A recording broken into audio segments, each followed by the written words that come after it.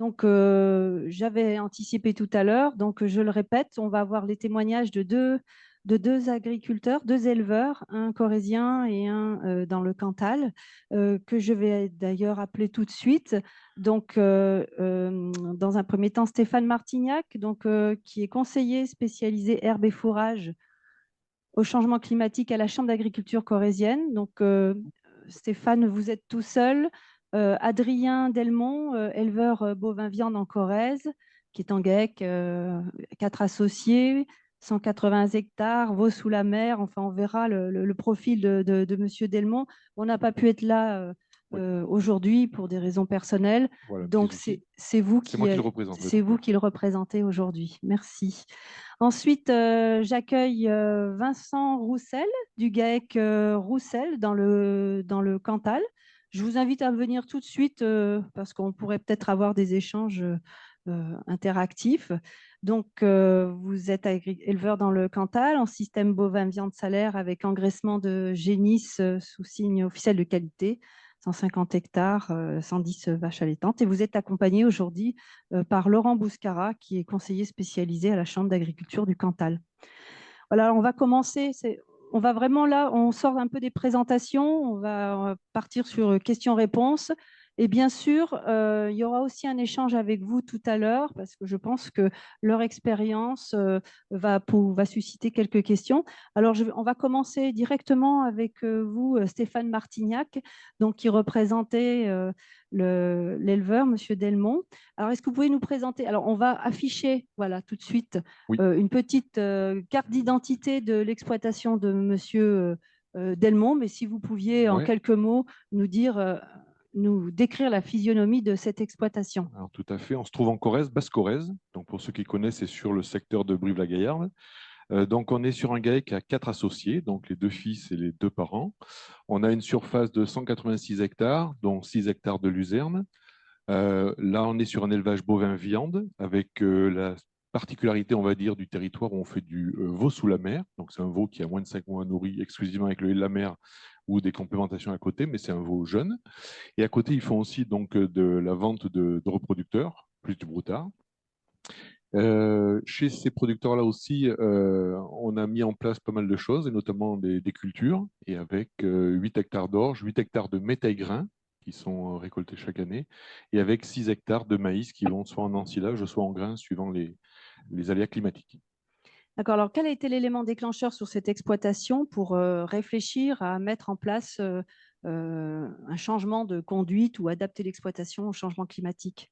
Qu'est-ce qui a été Alors, le nerf de la guerre, le c'est en nerf de la fait, guerre? c'est aussi, je veux dire, l'arrivée d'Adrien qui est rentré dans le GAEC, qui Le donc le fils? fils, voilà, un des fils qui a rejoint Julien, son frère. Mm. Donc il a fallu reprendre un peu de surface et donc des animaux associés.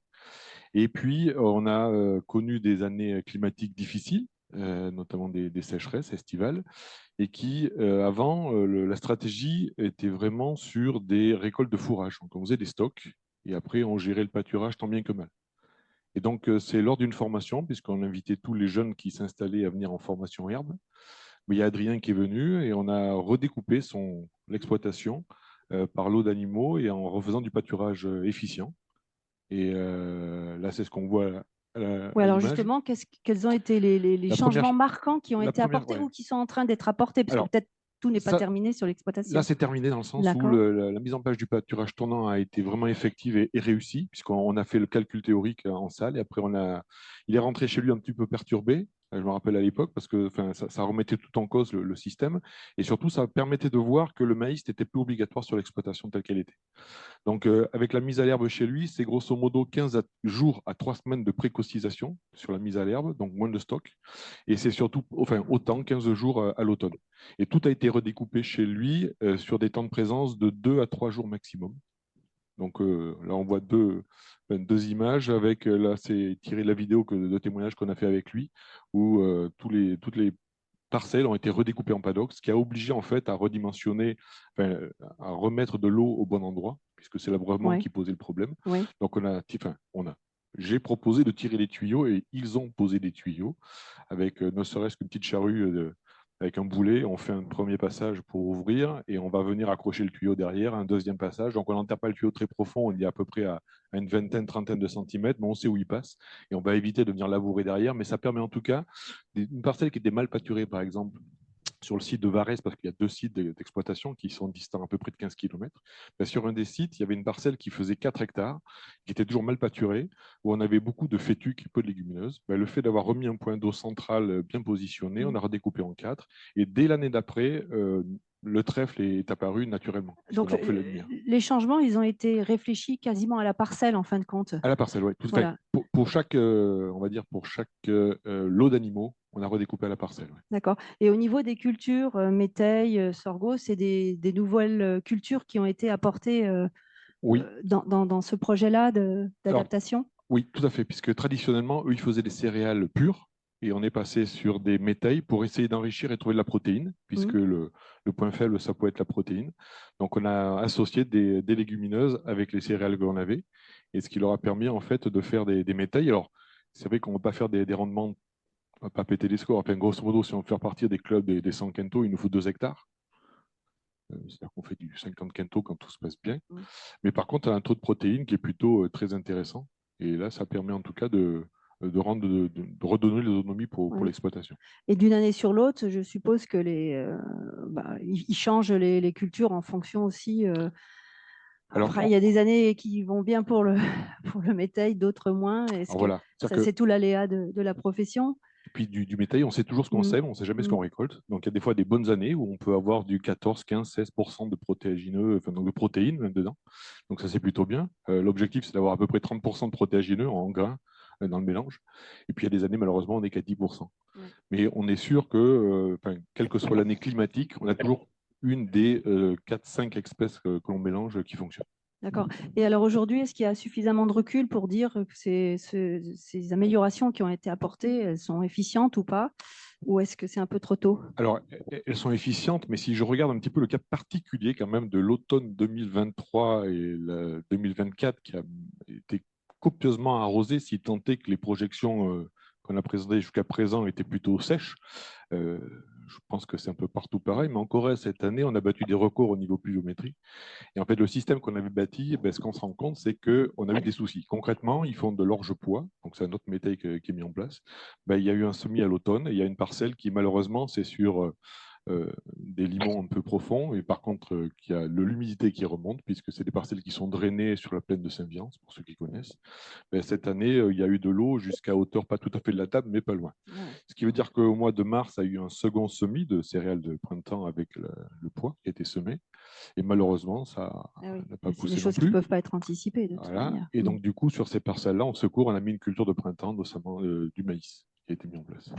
Donc, jusqu'à présent, c'était calé, mais on s'aperçoit que les années et le changement climatique étant là, il faut qu'on enfin, le modèle qu'on a décidé là n'est pas dans le marbre. Il faut pouvoir le modifier chaque année. Donc chaque année, il faut être vigilant. C'est là où joue le rôle des conseillers, Oui. des conseillers chambres. Donc vous, puisque vous êtes là aujourd'hui, votre rôle dans ce cas concret, quel a été votre rôle auprès de Monsieur Delmont? Là, tout simplement, Adrien m'a appelé. Bon, Stéphane, est-ce que tu as testé le poids de printemps avec l'orge de printemps? Oui, ça tombait bien. L'année dernière, on avait déjà fait un test. Donc, on savait que ça fonctionnait. On savait que les rendements, par contre, là, on était plutôt sur du 30 quintaux. Mais ils se sont dit, bon, où est-ce que je peux trouver? Est-ce que je parle là-dessus? Oui. Où est-ce qu'on peut trouver la semence? On a réfléchi un petit peu, on a donné quelques infos. Il a semé. Donc, malheureusement, ça n'a pas fonctionné parce que comment dire, la quantité d'eau qu'on a eue au printemps a noyé encore les parcelles. Et puis derrière, on dit qu'est-ce qu'on met en place? Qu'est-ce qu'on sait faire dans les terrains profonds où en plus on a l'irrigation potentielle? On fait du maïs pour sauver la saison avec des petits indices. Et est-ce Donc, que la réflexion, elle se poursuit avec Monsieur Delmont pour justement améliorer? Est-ce qu'il y a d'autres projets d'adaptation qui sont réfléchis? Oui, parce que donc, avec lui, concrètement, cette année, ils n'ont pas pu faire des stocks de qualité aussi bonne que d'habitude, puisque ça a été tout décalé. On a fait des fauches tardives. Mais ce qui a été mis en place, et ce qu'on a à la photo derrière, c'est des sorgho. Donc l'année dernière, ils avaient fait d'autres mélanges un peu plus diversifiés avec des sorgho plus d'autres choses. Et là, il a fait une récolte de sorgho derrière ses orges précoces pour essayer de sécuriser. Et ce qu'on a mis chez lui en place aussi, c'est des luzernes. Il faut être honnête, les luzernes nous permettent quand même de sécuriser vraiment les récoltes, quelle que soit l'année, puisqu'on va faire entre 4 et 5 exploitations chez lui. Et ça nous permet de faire entre 8 à plus de 10 tonnes de matière sèche hectare. Et est-ce que vous diriez que c'est un gros changement pour cet exploitant, un changement important? C'est pas facile quand on est chef d'entreprise de prendre parfois des virages très serrés pour pouvoir s'adapter. Et est-ce que ce type de changement a été facile Alors, sachant que rien n'est facile, mais voilà, comment ça s'est passé concrètement? je vais parler en ayant l'œil du conseiller, c'est pas, Oui, oui, pas c'est votre œil. l'agriculteur, hein, Non, c'est non, mon œil à moi. Mais ouais. ce qui est sûr, c'est que ben, c'est des deux jeunes, en fait, donc les deux fils de l'exploitation. Et donc le papa, Gilbert, lui, ben, c'était l'ancien. Voilà. Et donc il a fallu aussi que il y a le climat qui change, Mm. mais il faut aussi faire changer le regard des anciens. Oui. Et honnêtement, c'est assez compliqué dans les exploitations agricoles. Quand il y a un ancien qui est là, ben, lui, il a le privilège de l'ancienneté, donc il a fait Mm. beaucoup d'années et donc il a fait Puis ce comme qui il a a fait. marché Et ça autrefois, a pourquoi marché, ça ne pourquoi on marcherait pas changerait? Voilà. aujourd'hui?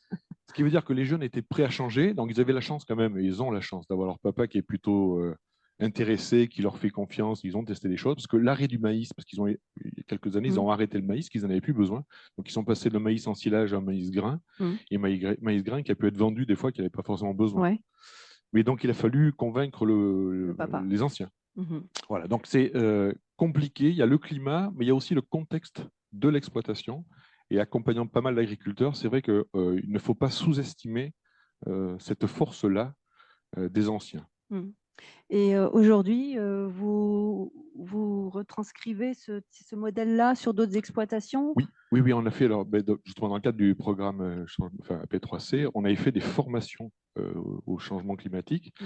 Et donc Adrien avait participé dans un groupe. Donc en Corrèze, on avait choisi de faire des formations qui se déroulaient sur une journée complète en salle où on présentait justement l'évolution climatique. On regardait un petit peu qu'est-ce qui avait fonctionné chez les uns les autres l'après-midi, qu'est-ce qui a fonctionné chez toi et ce qui n'a pas fonctionné aussi. Et d'un commun accord avec les agriculteurs et le groupe, on partait sur les exploitations pour voir un petit peu de visu qu'est-ce qui a fonctionné. Donc on se donnait des rendez-vous dans l'année, donc sur le mois de juin, le mois d'août et le mois de septembre, et on allait voir soit des luzernes, soit du teff grasse, qui est une graminée estivale qu'on a pu mettre en place. En tout cas, on est parti voir, on s'est servi de ça. Et on était parti voir un éleveur qui, lui, pour sécuriser son système, faisait moins de céréales et donc moins de paille pour pailler les animaux. Et les substituts à la paille qu'il a choisi, cet éleveur-là, c'est d'utiliser les bois de taille en fait des Oui, parcelles. des haies. Et donc, voilà, avec ces haies, Mhm. ben, ce qu'il fait maintenant, ben, il a une bonne substitution, pas à 100%, mais pas loin, de la paille par les copeaux de bois. Ouais. Et Adrien Delmont, avec son frère aussi, ont commencé l'année dernière. Ouais. Et ça fonctionne plutôt bien. Donc, Donc, c'est toujours en perpétuelle évolution. d'accord. Donc, d'un même constat, en fait, il y a plusieurs solutions en fonction des exploitations, Oui, quoi. oui, Il n'y a il y a pas une rien, recette, il n'y a pas une il n'y a pas une solution. recette miracle. Voilà. Et ce qui a marché une année, Mhm. certes, ça marche une année, mais peut-être que l'année prochaine, ça ne marchera pas Mhm. forcément. Ben là, le cas D'Adrien malheureusement Delmont. des céréales Mhm. qui sont noyées, il faut Mhm. rebondir. Donc, c'est en perpétuelle évolution. Donc, ouais, on avait marqué là, sur la diapo suivante, si on peut la voir, j'ai marqué différentes choses. Ce qui avait fonctionné, les valeurs sûres, c'était le pâturage tournant. Ça, c'est vraiment la base qu'on a vue chez tous les éleveurs qu'on a accompagnés. Ensuite, c'est les fauches précoces. On a vu qu'il y a une précocisation, donc il faut faucher précocement. Et les plus gros soucis qu'on a chez les éleveurs, c'est ceux qui font que du foin.